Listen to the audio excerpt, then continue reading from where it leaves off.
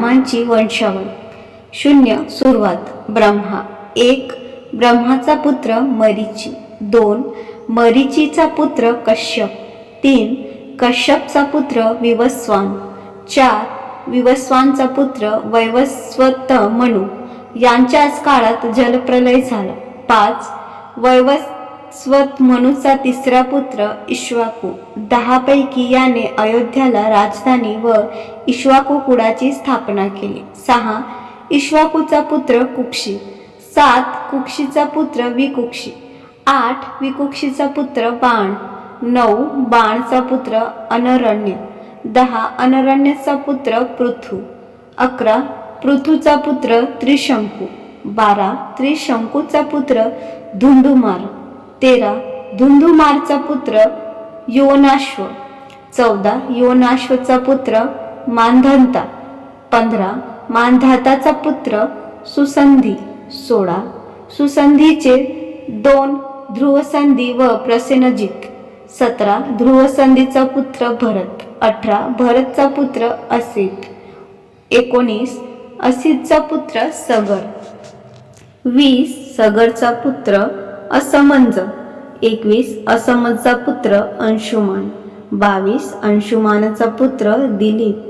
23 दिलीपचा पुत्र भगीरथ यानेच गंगा पृथ्वीवर आणली. 24 भागीरथचा पुत्र ककुत्स. 25 ककुत्सचा पुत्र रघु. अत्यंत तेजस्वी, न्यायनिपुण, पृथ्वीवरचा पहिला ज्ञान चक्रवर्ती म्हणूनच इक्ष्वाकू कुळ हे रघुकुळ म्हणून प्रसिद्ध झाले. 26 रघुचा पुत्र प्रवृद्ध. 27 प्रवृद्धचा पुत्र सखण.